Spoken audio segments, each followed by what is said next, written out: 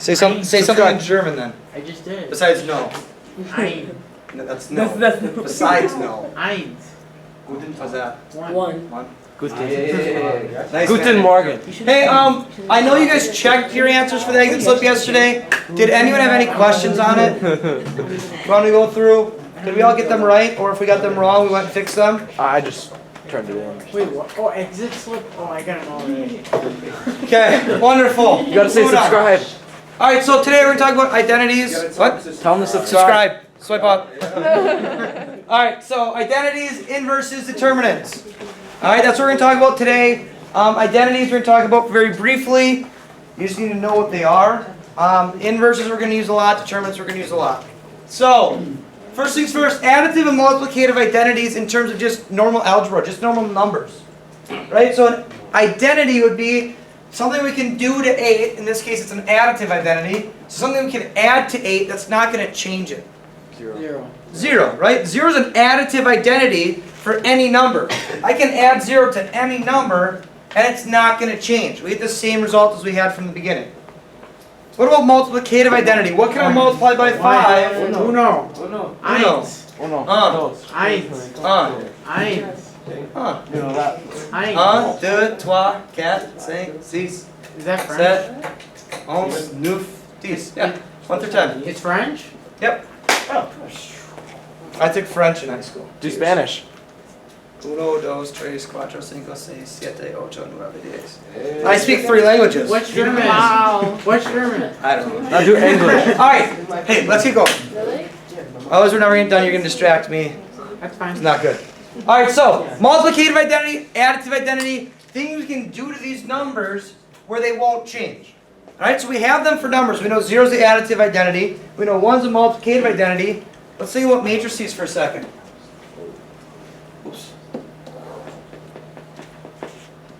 So our matrix here, what is this? What's going on here now? Your smartboard's broken. You can change? Tap the color. Tap the color. Alright. Alright, so if we have some matrices here, I'm adding 2 matrices. Right? A, B, C, D, 2, 3, 4, 5.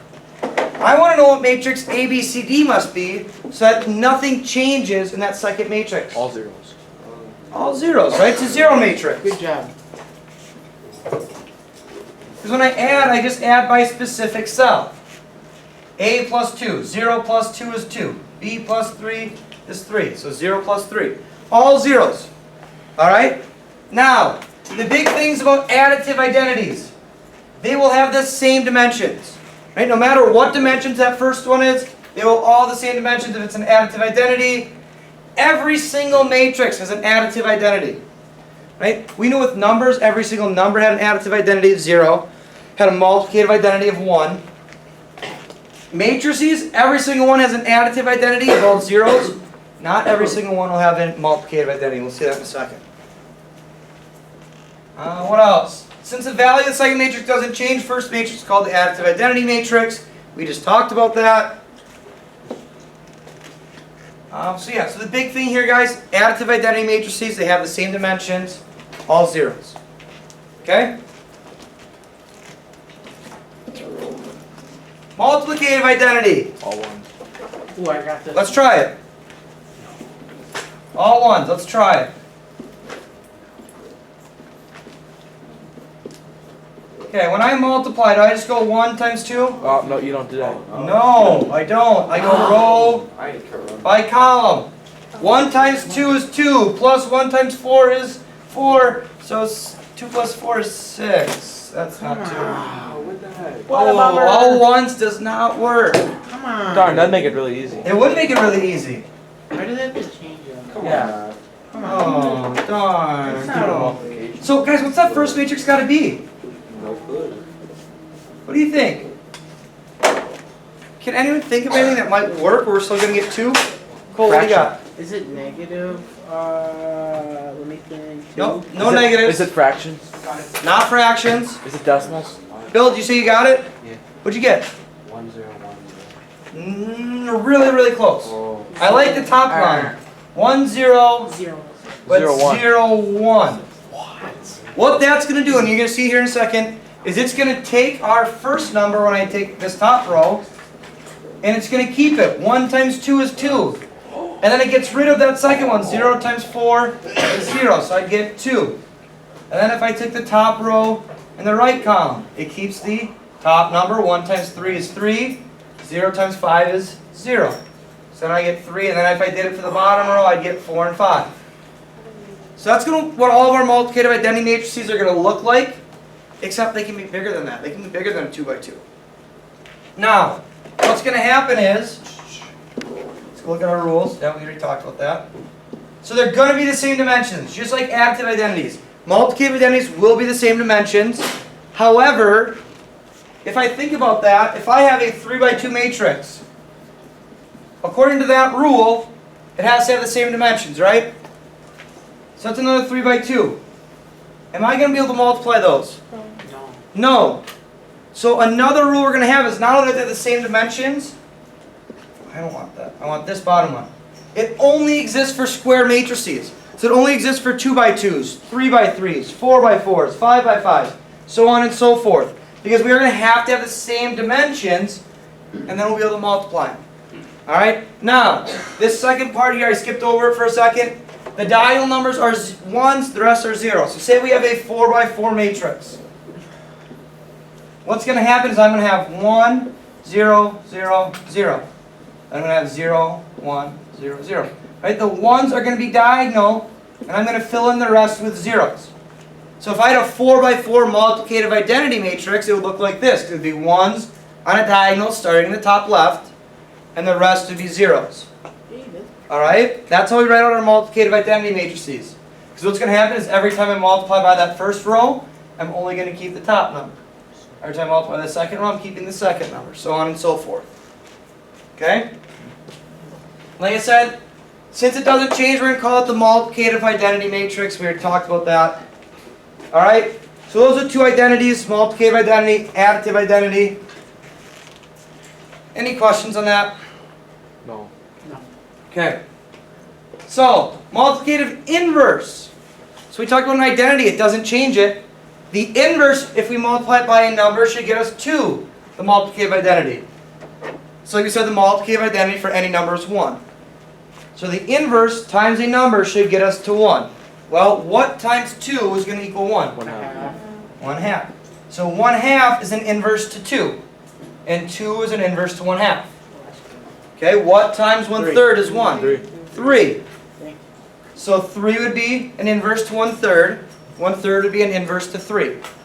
Same thing, right? If I multiply any matrix by its inverse, I should get that multiplicative identity matrix. I should get that 1s in a diagonal with 0s filling in the rest of the spots. Alright? So let's talk about finding the inverse. So today we're only going to focus on finding the inverse of 2 by 2s, because we're going to do it by hand. What? What? Crazy. Yeah. And then tomorrow, we're going to show you a nice little button on your calculator to do it in your calculator. Why not today? Because I want you to do it by hand. But we don't have to do it by hand on the test. You're right. Yeah, that's But I believe it's a state standard that you have to know how to do it by hand. That's probably why we teach it by hand. Otherwise it wouldn't. Let me see that state standard. Well, what if your calculator dies in the middle of the test? There's the charger. What if it just jumps out of the window? Then I'll use the spare. What if the spare's already out the window? Because I got mad, I threw it out the window. Oh, I know this one. Phone. No. Ask to borrow someone else's. No, You can't talk you're during taking a a test. You get your test ripped up. So now you know how to do it by hand. Alright, there's 2 pieces here, guys. Finding an inverse, there's 2 pieces. The scalar and the matrix. The scalar and the matrix, that fits in those first 2 blanks there. Right? Yep, indeed it does. Calculators are just, they like to jump out windows, man. They forget their parachutes a lot. I was gonna say to that parachute. They don't. I'll just ask the market. Alright, so scalar and a matrix. 2 parts to our inverse here. Alright, the first one we're going to talk about is the scalar. Now remember, when we did scalar multiplication, it meant we took a number from the outside of our matrix, we distributed it through the whole thing, right? Same thing, we're going to have a scalar part, so we're going to have a part outside the matrix, and then we are going to have an actual matrix that we're going to multiply it by. So, the scalar we are using is called the determinant. One more time. Yeah, one The more. determinant. That's a huge word. We're going to use it. Sometimes you're going to need it to do the inverse, like by hand today. Sometimes on something that's really important at the end of every unit, We might ask you just find the determinant of a matrix. Right? It is a keyword. It's a vocab word. Determinant. It's also written as DET. Exactly. So the determinant of matrix A is the same as DET of matrix A. Do you still have to Right. say DET or is it dead? No, you can. I mean, you can call it dead if you want, but usually there's a B in there. Wait, what? Dead spelled D-E-B-T. Well, is it DEET? It's not DEET. Wait, All right, we're moving on. So, how to find the determinant? So we're gonna do 2x2s again. Once you get into 3x3s, it gets kind of hairy. We don't want that. What about 4x4s? 4x4s are ugly too. So we're just doing 2x2s. It's always gonna be A times D minus B times C. Right here, A times D minus B times C, or C times B, however you want to write it. So, if we do an example, I'm taking 2 times 5, which is 10, minus 4 times 3, which is 12, I get negative 2. That's my determinant. Right? 2 times 5 minus 4 times 3. That's the determinant. So the determinant of this matrix is negative 2. So if on a test I ask you to find a determinant for this matrix right here, I would take 7 times 4, which is 28, minus negative 3 times 2, which is negative 6. I would get 34. 34, and that would be my answer if I asked for the determinant. Are you Okay? That's pretty easy, right? For now. So, like I said, make sure you know how to calculate the determinant. Sometimes you're going to use it for finding an inverse. Other times, we're just going to ask you to find the determinant. Alright, so now finding the matrix part. We said there was the scalar part and the matrix part. The matrix part. What's going to happen is we're changing our matrix around to find our inverse. First step, switch A and D. They're switching positions. Right? So top left and bottom right are switching spots. Alright, and then I'm taking the opposite. Take opposite of B and C. What that means is if B or C is positive, I'm changing it to negative. If B or C is negative, I'm changing it to positive. Alright, so A and D switch spots, B and C become opposites. Okay? So that's that second part. That's our matrix part we're going to use to find our inverse. So now putting it all together, if A equals A, B, C, D, the inverse of A, otherwise written as A to the negative 1 power, A to the negative first power is how we also write inverse, equals 1 over the determinant. Right? We just found how to find the determinant. 1 over the determinant times that mixed up matrix where we switched A and D, we took the opposites of B and C. Alright? Any questions on that? Hopefully it's a little easier when we actually try a problem here. Alright. Example. We'll do an example here. We want to find the inverse of this matrix. Remember we said any inverse times the actual matrix should equal our multiplicative identity. So, first thing I'm going to do is I'm going to find my determinant. 2 times 5 is 10. Minus 3 times 4 is 12. My determinant is negative 2. So to find the inverse, we said we're going to take 1 over that determinant. 1 over negative 2. And multiply it by that switched around matrix. So we're switching A and D, or the top left and bottom right. They're switching spots. 5, 2. And then B and C, or top right and bottom left, are taking the opposite. So I had positive 3. Now I have negative 3. I have positive 4. Now I have negative 4. And then all I'm going to do is that scalar multiplication. I'm going to distribute this part out here into my matrix. So I get negative 5 halves. I get positive 4 halves. Remember, negative divided by negative is positive. Negative 3 halves. And negative 2 halves. Nope, positive 3 halves, excuse me. Whoa, you got a tiny eraser. Alright, does everyone see how we got from here to here? Yeah? Okay, Should I leave my answer like that, you think? No. Why not? What's wrong with it? Not to fucking Because you can simplify some of those numbers, right? Simplify them. So I should get, I'm going to do it up here. Negative 5 halves, I can't simplify that. 2, 3 halves, negative 1. Now, some of you are going to ask, can I use decimals? That's fine with me as long as they are nice decimals. If you have to round, use the fraction. Alright, so I don't want any repeated decimals. I don't want any decimals that you're rounding. But if you have like negative 2.5 or 1.5, that's fine with me. Okay? Is that fair? Fair trade-off? yeah. Yeah. Okay. Awesome. Do you want to try the second one on your own or do you want to do it together? Do it together. Together. Together? Yes. Alright, let's do it together. Alright, so first thing we're going to do is we're going to find our determinant. 1 times negative 3 is negative 3. Negative 6 times negative 1 is positive 6, so minus 6. Alright, so I get negative 3 minus 6 is negative 9. That's my determinant.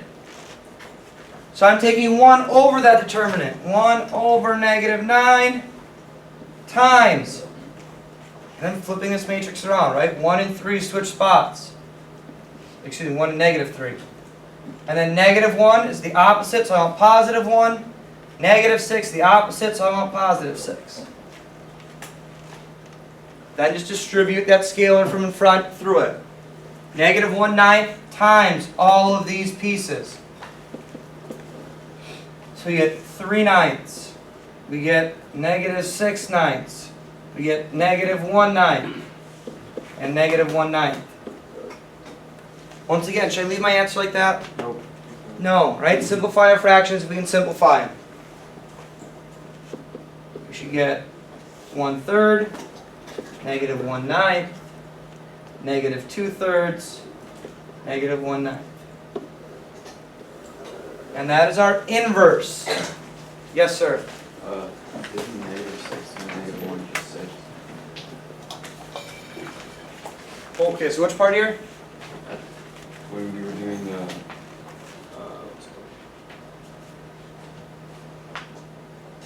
determinant. Right here? Yeah. Yeah. We did negative 6 times negative 1 is negative 6. It's positive 6, right? So negative 6 times negative 1 is positive 6. Yeah. But we're taking A times D minus Oh, my. B times C. Yep. So we're subtracting those. Alright.